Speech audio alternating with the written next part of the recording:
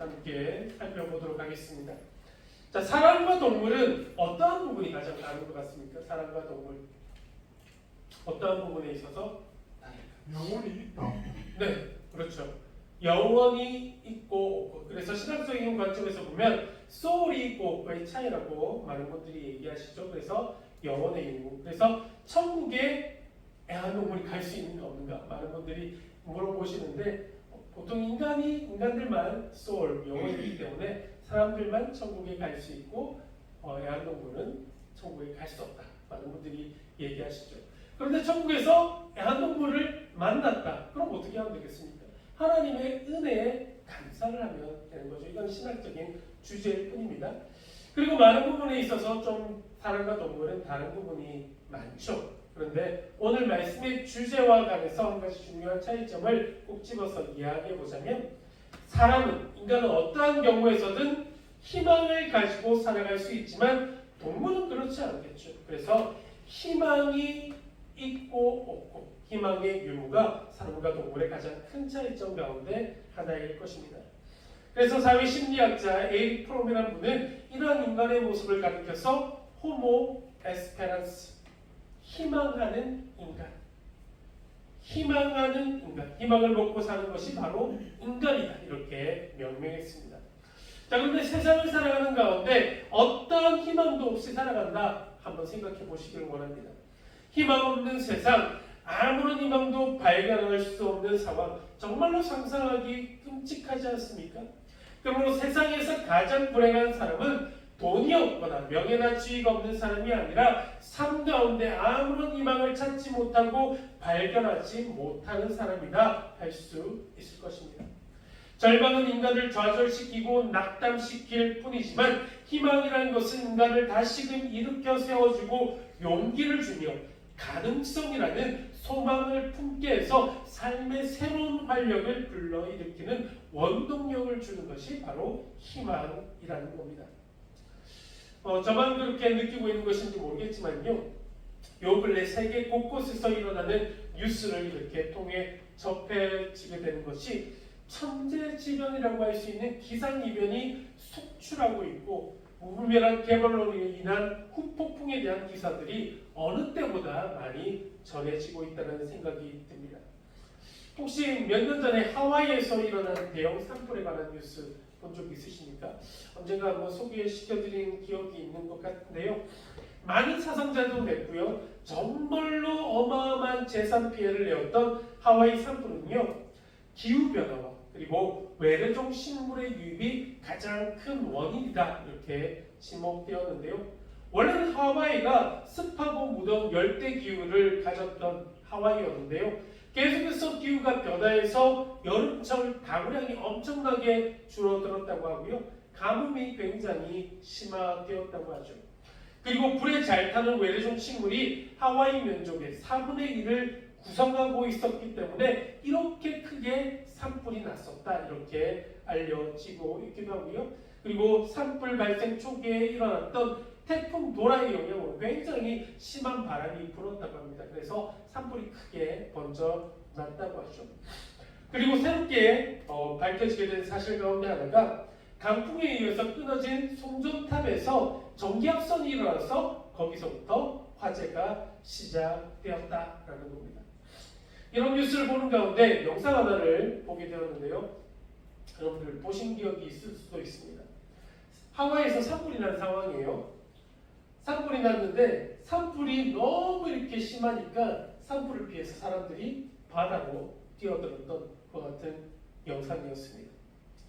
그래서 5시간 혹은 8시간 넘게 바다에서 버티는 가운데 저체온증의 위험과 높은 파도를 견디면서 이렇게 구조를 기다렸던 사람들. 최악의 상황 속이었지만 조금만 더 버티면 우리는 반드시 구조될 수 있을 것이다. 이 같은 희망의 끈을 놓지 않았기 때문에 그들은 바다로 뛰어들었을 것이다. 감히 저는 생각해 봅니다. 우리들 모두도 마찬가지입니다. 삶을 살아가는 가운데 맞이하게 될 그 어떠한 상황 속에서도 우리는 희망을 품고 살아가야만 하며 그 아무리 어두운 현실이라 할지라도 깜깜한 어두움 속에 감추어 있는 한 줄기 빛과 같은 희망을 우리는 발견해낼 수 있어야만 한다는 것이죠. 정말로 감사한 것은 우리 크리스천들에게는 예수 그리스도라는 영원히 변치 않을 희망과 소망의 이름이 계시다는 사실 아니겠습니까? 그러므로 우리들 모두에게 참된 희망과 소망을 주실 수 있는 오직 한 분, 희망과 소망의 이름 대신 예수 그리스도를 향한 변치 않는 믿음으로 살아가는 우리 모두 되기를 소원해야 할 줄로 믿습니다. 아멘.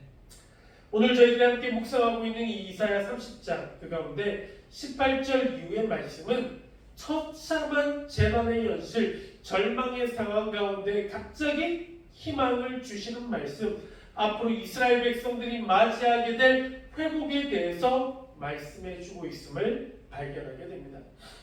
자, 오늘 본문이 쓰여진 시대적 상황, 역사적 배경을 다시 말씀드리자면 유다왕 아하스와 그의 아들 히스기야가 등장합니다. 유다왕 아하스의 통치 기간에 아람 왕 르시는 북왕국 이스라엘 왕 베가와 연합해서 이렇게 유다를 침공하게 되죠.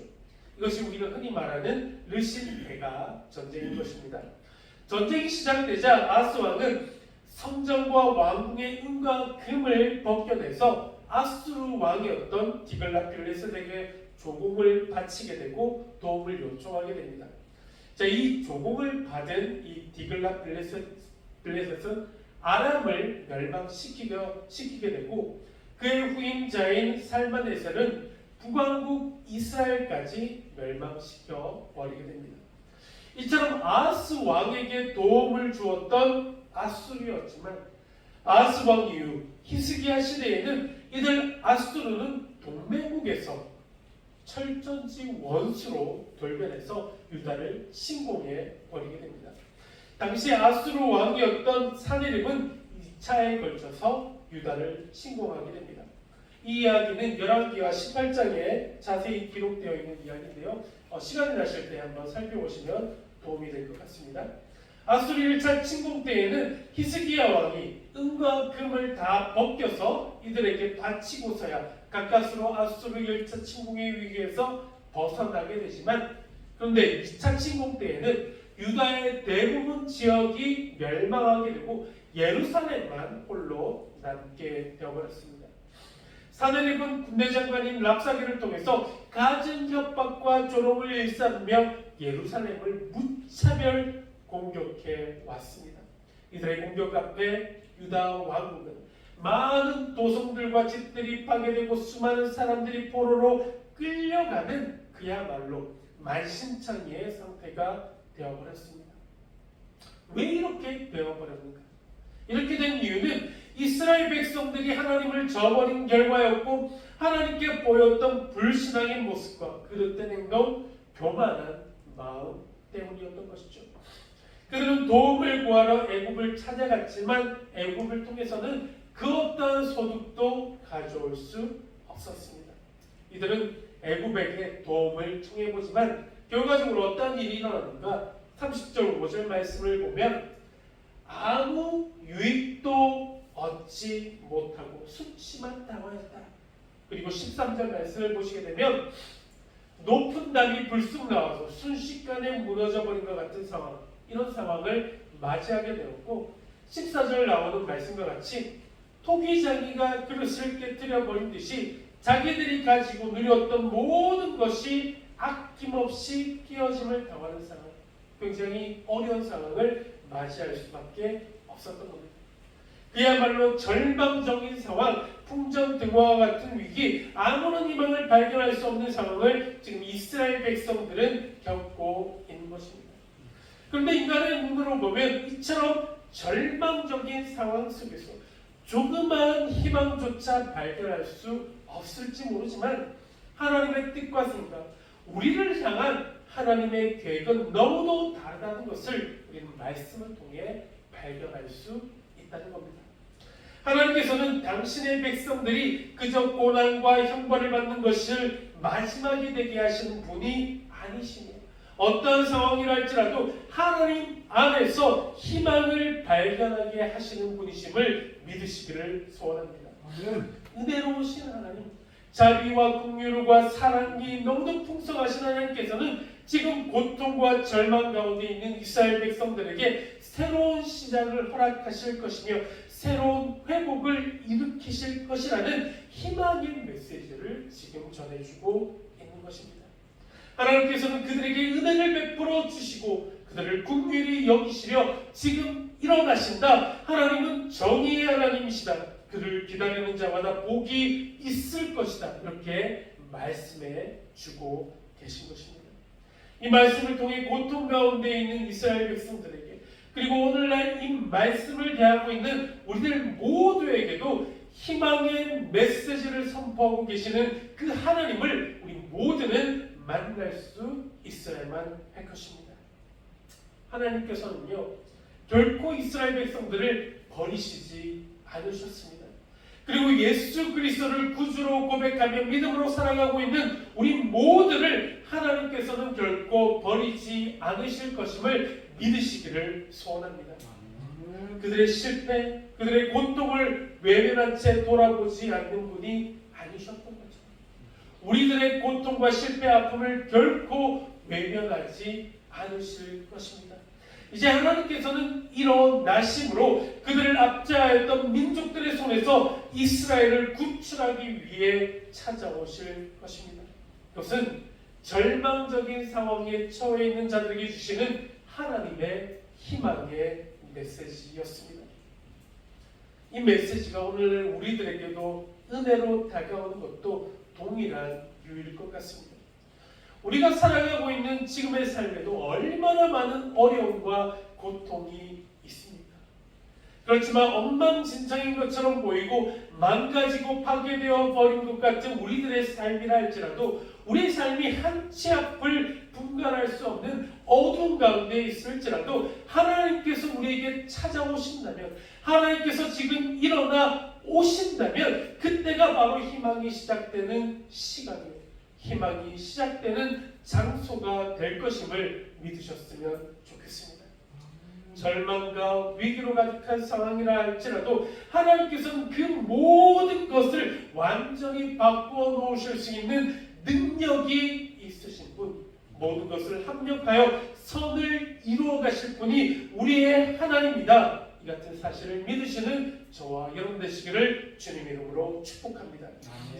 저 오늘 함께 봉독한 부분은 아니지만 이사야 30장 말씀 이렇게 앞부분에는 하나님께서 일어나 은혜와 긍휼을 베풀어 주실 때 희망의 메시지를 선포하실 때 하나님의 백성들이 보여야 할 자세에 대해서 말씀해 주고 계신 부분이 있는데요. 15절과 18절 말씀입니다. 하나님께서 무엇이라 지시하고 계신지 이 부분에 대해서 간략하게 먼저 살펴보고 계속해서 말씀을 나누도록 하겠습니다. 자, 15절 18절까지 하나님께서 우리들의 삶의 모습에 대해서 지시하는 장면에서는 5개의 동사가 나오고 있습니다. 첫 번째, 15절에서는 돌이켜라, 리턴하라고 말씀합니다. 리턴, 돌이켜라. 하나님이 아니라 애굽을 의지하려고 했었던 모습에서 돌이켜라. 그리고 죄에서 돌이켜라. 우상에게서 돌이켜 리턴해서 하나님께로 돌아오라 말씀하고 있는 것이죠. 두 번째, 쉬라, 리셋하라 말씀하고 있습니다. 자, 우리말 성경에는 15절에서 회개하고 쉼을 얻는 것, 돌이켜 조용히 있어라 이 부분에서 회개하고 쉼을 얻는 것, 쉼이라는 표현이 나오고 있습니다. 그래서 우리가 장차 누리게 될 회복과 구원은 우리의 힘과 능력에 의한 것이 아니기 때문에 지금은 하나님 안에서 참된 쉼을 누릴 때이다. 이런 말씀을 하고 계시는 것이죠. 세 번째, 잠잠하라. Be silent 하라고 말씀합니다. 하나님의 도우심과 일하심을 잠잠함으로 기다리라 지시하고 계신 것이죠. 네 번째 동사, 신뢰하라, trust하라고 말씀합니다. 신뢰하라. 지금 당장 결과가 나타나지 않을지라도 지금 내 눈앞에 펼쳐진 상황이 예전과 같을지라도 하나님께서는 분명히 살아계시고 우리를 반드시 도와주시는 분이시며 우리를 구원하여 주실 분이시니 하나님을 잠잠히 신뢰할 수 있어야 한다 말씀하고 계신 것입니다. 그리고 마지막 18절에는 기다리라, 그를 기다리라, wait하라고 지시하고 계십니다. 하나님의 역사는 반드시 나타날 것이기에, 하나님께서는 반드시 찾아올 것이기에 믿음으로 하나님을 신뢰함으로 잠잠하게 기다리는 모습이 하나님의 백성들에게 필요한 모습이다 말씀하고 있는 것이죠. 돌이키고, reset, 쉬고, 그리고 잠잠하고, be silent, 그리고 신뢰하고 기다리라 말씀합니다. 이러한 모습들이 바로 하나님의 백성들인 저희 모두가 각자의 삶 가운데 보여야 할 삶의 모습이 되어야 함을 말씀해 주셨던 것이죠. 자, 그렇다면 하나님께서는 오늘 본문의 말씀을 통해 어떠한 희망의 메시지를 이사야의 입을 통해 전해주고 계신지, 이것 역시 세 가지로 함께 살펴보도록 하겠습니다. 자, 첫 번째, 오늘 본문을 통해 하나님께서 우리들에게 주시는 희망의 메시지는 그동안 이스라엘을 괴롭혔던 열방들은 하나님의 진노로 멸망하게 될 것이다. 즉 하나님께서 우리들에게 들려주시고 계시는 첫 번째 희망의 메시지, 주께서 우리를 위해 일하여 주실 것이다. 하나님께서 우리를 위해 일하여 주실 것이다. 이것이 바로 우리에게 들려주시는 하나님의 희망의 메시지인 것입니다. 하나님께서 우리를 위해 일하여 주신다. 우리를 위해 일하여 주신다. 자, 27절 그리고 28절 말씀 함께 보시면, 보라, 여호와의 이름이 원방에서부터 오되 그의 진노가 불붙듯 하며 빽빽한 연기가 일어나듯 하며 그의 입술에는 분노가 찼으며 그의 혀는 맹렬한 불 같으며 그의 호흡은 마치 창이라여 목에까지 미치는 하수 같은즉 그가 멸하는 키로 열방을 까부르며 여러 민족의 입에 미혹하는 재갈을 분리시리니. 자, 이 말씀에는 하나님께서 심판하시게 될 구체적인 대상이 언급되어 있지는 않습니다. 다만 맹렬한 진노로 멀리서부터 임하시는 여호와의 하나님의 모습이 이렇게 시각적으로 강조되어 있을 뿐입니다. 물과 불의 이미지로 하나님께서 심판하시기 위해 강력하게 달려오시는 모습이 이렇게 그려지고 있다는 것이죠. 그래서 27절에 기록하고 있는 여호와의 이름은 하나님의 실제적인 실체, 하나님의 모든 것을 상징하는 것이 바로 여호와의 이름입니다. 하나님의 성품, 하나님의 능력, 하나님의 공의와 정의, 이 모든 것들을 포함하고 있는 것이 바로 여호와의 이름인 것이죠. 그러므로 보라, 여호와의 이름이 원방에서부터 오되, 이것은 하나님께서 실제적으로 찾아오시되 먼저는 아수르와 연합해서 이스라엘과 유다 그리고 다른 민족들을 짓밟고 핍박을 일삼았던 그 민족들을 심판하시기 위해 찾아오신다는 말씀이라 할 수 있습니다. 근데 27절과 28절 말씀을 좀 이렇게 자세히 보시면 하나님께서 화가 나셔도 단단히 화가 나 있는 모습으로 그려지고 있습니다. 마치 불길이 이렇게 타오르듯 연기가 피어오르듯 엄청나게 이렇게 업셋되어 있는 모습인 것이죠. 그 입술에는 분노가 가득 차 있고 그의 혀에는 맹렬한 불 같은 모습이 있고 그의 호흡은 마치 거대한 강물이 목에까지 가득 차오르는 것처럼 넘쳐 쏟아져 나올 기세인 겁니다. 왜 이렇게 하나님께서 화가 나 있는 모습입니까?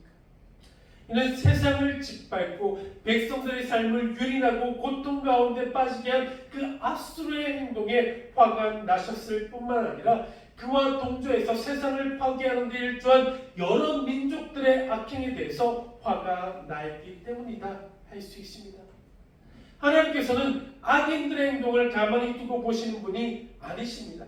하나님께서는 이들의 모든 악들을 심판하여 주시기 위해 찾아오시는 분이십니다. 이들 불경건한 악들을 향한 하나님의 심판은 그야말로 철저하게 이루어질 것이기에 이러한 메시지를 통해서 우리는 희망을 발견하게 된다는 겁니다. 계속해서 28절에는 멸하는 끼로 열방을 가보니 이렇게 기록되어 있는데요.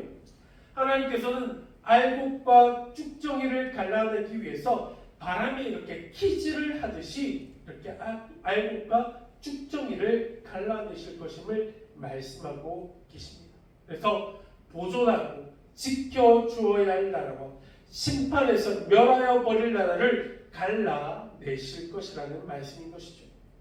그리고 여러 민족의 입에 미혹하는 재갈을 물리신다 이렇게 말씀하고 계신데요.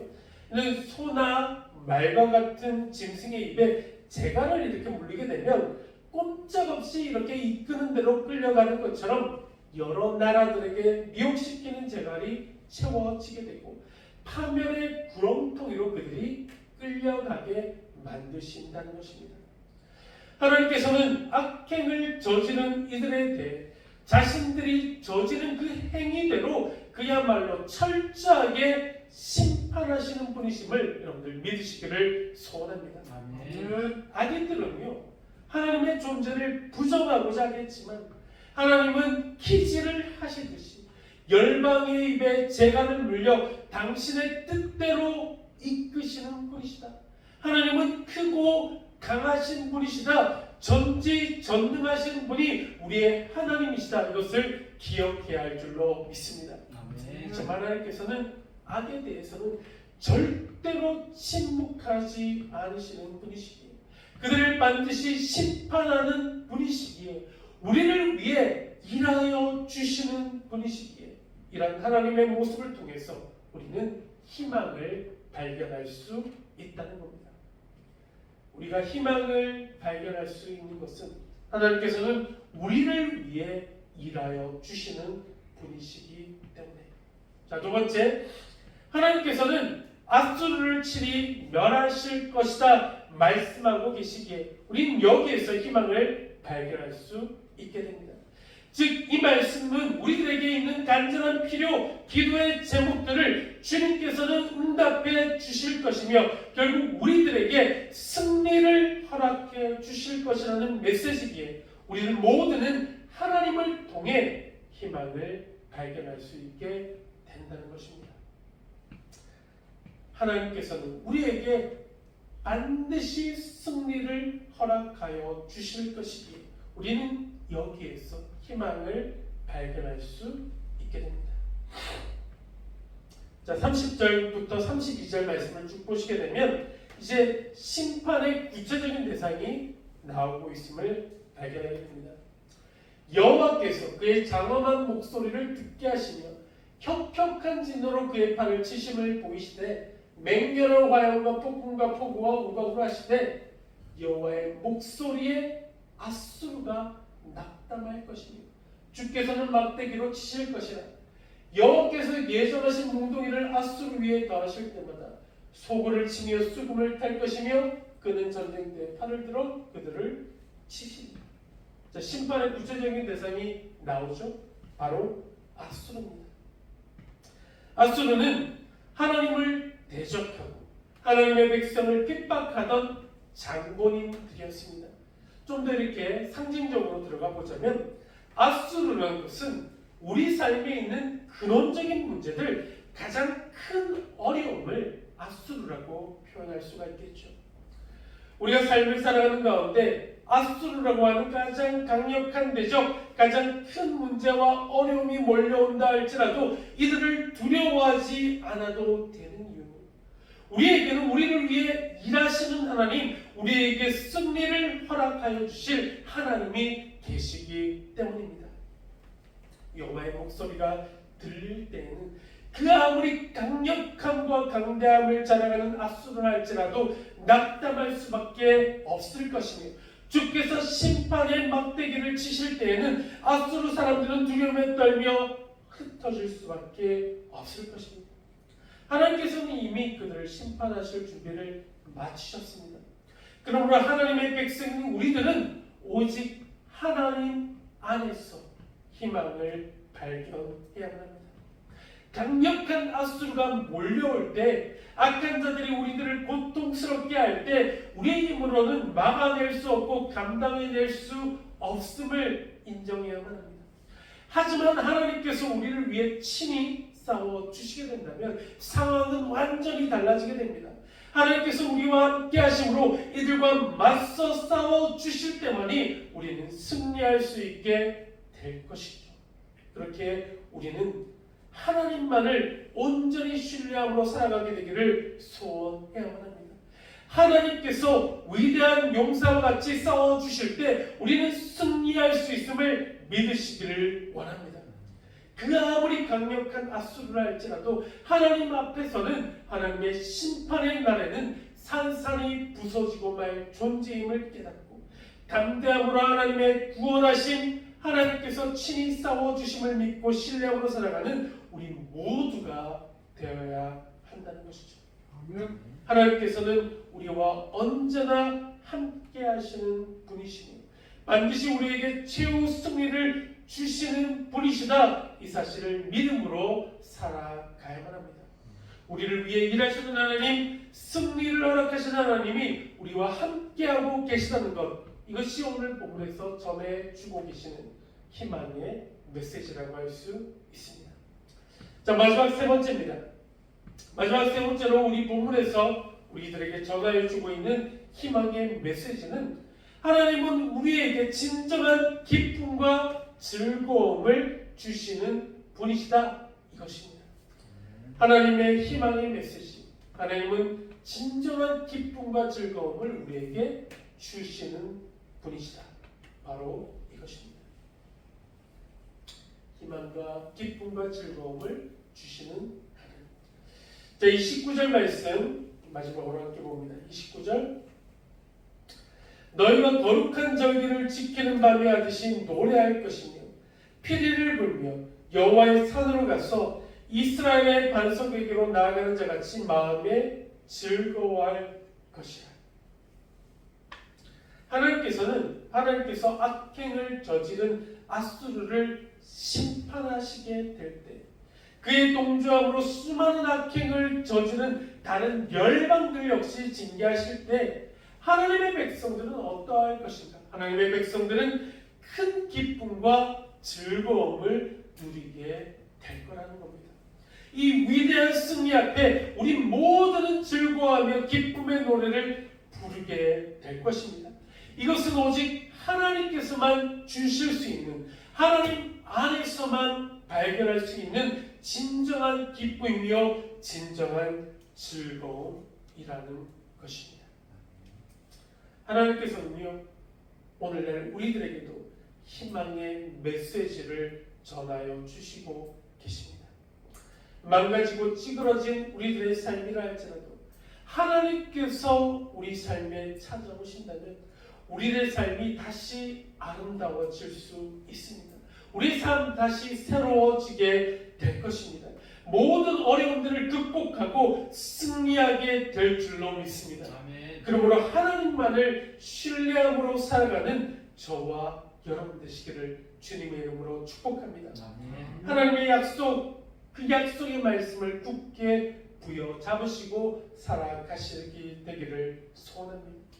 하나님께서 우리의 삶 가운데 찾아오시도록, 우리 삶에서 하나님의 능력이 나타나도록 하나님을 초청함으로 살아가십시오. 우리의 소망의 이유 되시는 하나님, 우리에게 구원의 은혜와 위대하고도 완전하고도 위대하고 완전한 승리를 안겨주실 그 하나님과 함께함으로 하루하루의 삶을 아름답게 세워나가시는 사랑하는 모든 성도님들 되시기를 우리 주님의 이름으로 간절히 축복하며 축원드립니다. 아멘. 아멘. 시작 우리 함께 찬양의 고백 올려드릴 때 주님의 다스리심을, 주님의 일하심을 믿고 기대함으로 신뢰함으로 살아가겠습니다. 주님께서 우리를 위해 일하고 계심을, 우리에게 최후 승리를 주실 것임을 믿음으로 살아가겠습니다. 시작과 같은 마음으로 주께서 다스리는 이 찬양의 고백 함께 올려드리고 결단의 기도로 오늘 예배 마무리하겠습니다. 하나님, 참으로 한 줄기 빛을 찾아보기 힘든 질과 같은 어둠 속을 걸어가고 있다 할지라도 우리가 두려워하지 않을 수 있는 이유, 낙담하지 않을 수 있는 이유는 단 한 가지, 우리의 삶 가운데 희망이 이유 되시는 하나님이 우리와 함께하고 계신 줄로 믿습니다. 아멘. 우리는 언제나 하나님만을 붙들고 살아가겠습니다. 우리를 위해 일하여 주시는 하나님, 우리에게 승리를 허락하여 주실 하나님, 우리의 삶의 기쁨과 즐거움이 넘치게 하실 그 하나님을 믿고 신뢰하고 이 어둡고 깜깜한 이 세상을 주님과 함께 동행함으로 살아갈 수 있도록 주님 인도하여 주시옵소서. 그 하나님과 함께하는 삶에는 언제나 기쁨과 즐거움이 있음을 믿음으로 살아가게 하셔서 우리 삶을 살아가는 동안 항상 하나님을 향한 찬양의 고백이 끊이지 않는 우리 모두의 삶이 될 수 있도록 다시 한번 축복하여 주시옵소서. 이제는 우리 주 예수 그리스도의 은혜와 하나님 아버지의 극진하신 사랑하심과 성령님의 감화감동 교통하심의 은혜가 이제는 지금 안에서 참된 희망을 발견하고 희망이 이유 되신 하나님과 항상 함께하기로 결단하며 소원하는 이 자리 머릿속에 살아가는 모든 성도님들의 삶과 삶의 자리 가운데 지금부터 영원토록 함께하여 주시기를 우리 주 예수 그리스도를 받들어 간절히 축원드리옵나이다. 아멘.